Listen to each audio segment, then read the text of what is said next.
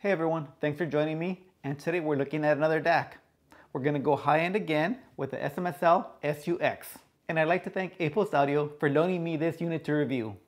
The SMSL SU-X is coming in at $1,000, and let's take a look at the unit. For the settings, we can use the rotary encoder, or we can use the remote control. A short press on the encoder will turn the unit on, and a long press will power the unit off. Pressing the center button on the remote control gets you into the menu settings, and first you'll see inputs. And here we can select our inputs: optical, coaxial, AES EBU, I2S over HDMI, USB-B, USB-C, and Bluetooth. Next we have your outputs, and here we can select whether all outputs are active, the XLR onlys, or the RCA onlys. Next are PCM filters, and here's a strange one. There is a filter off. You definitely don't want to use a filter off, so do select one of the other filters. I like the apodizing. These DAC chips definitely need a filter to cut off that high frequency noise.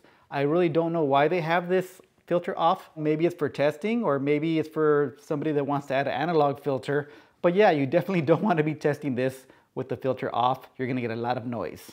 Next, you have a DSD filter, and I left it at the 47K. Then we have our sound modes. I tested mine on standard, but you do have quite a few different options.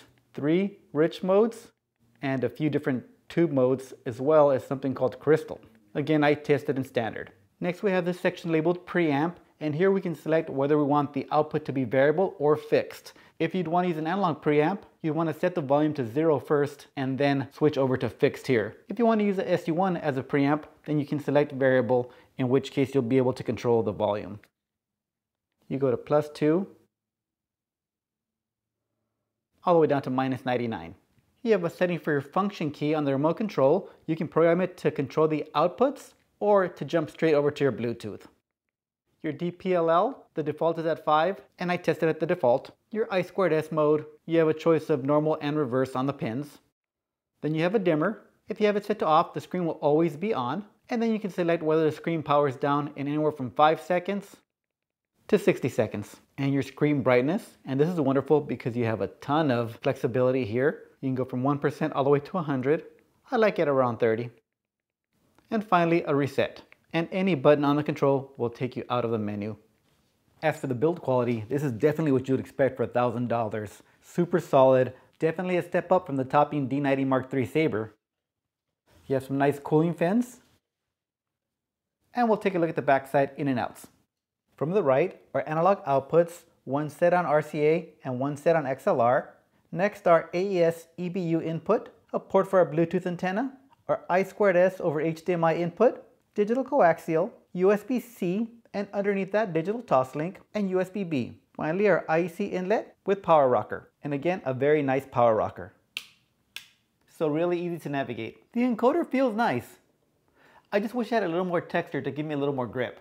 The button press feels good as well. And as for styling, I really do like the looks. It looks modern and clean, nothing offensive at all. And I do like the very vivid screen, although I do wish they could have added an info button on the remote control that would have allowed you to scroll what's on the biggest part of the screen, to instead of just show the volume, could have cycled through the sample rate as well as the inputs, as that other information is pretty small and pretty tough to see from my listening position. Maybe on a future upgrade, they'll do that for us. Specs wise, the SU-X uses a pair of ESS 9039 MS Pro chips that get you insanely low distortion levels of 0.00004%. The DACs handle PCM up to 32-bit 768 kHz and DSD to DSD 512. On the Bluetooth side of things, you do get aptX HD as well as LDAC. Internally, one of the standout features are its dual transformers, one for the analog side and one for the digital side. SMSL is clearly trying to do their best to minimize noise as much as possible. Very cool. So how did this guy sound in my system? I sent the SU-X a Tidal high-res signal from my Cambridge Audio 851M streamer via AES EBU, then a fixed signal from the balanced XLRs from the SU-X over to my Jongsun JA1 preamp. From there over to my IOTA VX PA3 power amp and over to my DIY speakers. Now, while I knew this was already a sample unit, I did decide to give it at least 2 days of burn-in time to give the clocks a chance to even out. And the first thing that stood out when listening to music was the soundstage. It was nice and wide, about 3 feet from the outer edge of my speakers, and it had some great depth, going back about 6 feet. The layering is wonderful in this DAC. Everything is well defined in its own space. Imaging is great as well, and you can easily point out where the instruments and performers are even as they move. although not quite as pinpoint as the topping D90 Mark III Sabre. From 8 feet away from my speakers, with the D90 Mark III Sabre, I can pinpoint an instrument in about a 2-inch circle. While on the SU-X, that grows a little bit to around 4 inches. But I actually feel that's a little closer to reality, with incredible detail while still feeling natural. Slightly more laid back than the D90 Mark III Sabre. I haven't had a chance to listen to that new topping D90 Mark III Discreet. I am curious to see how it stacks up against the SU-X. The SU-X is also very non-fatiguing, similar to the DAC in my Cambridge Audio 851N, although the XUS has much more clarity and detail. It's a lot more modern device. The dynamics are wonderful on the SU-X. When the notes are quiet, you don't struggle to hear anything. And then when the music comes in, you're kind of surprised about how much everything grows, and yet everything sounds just right. On my system, sibilance was very well controlled and I got nothing harsh in the highs.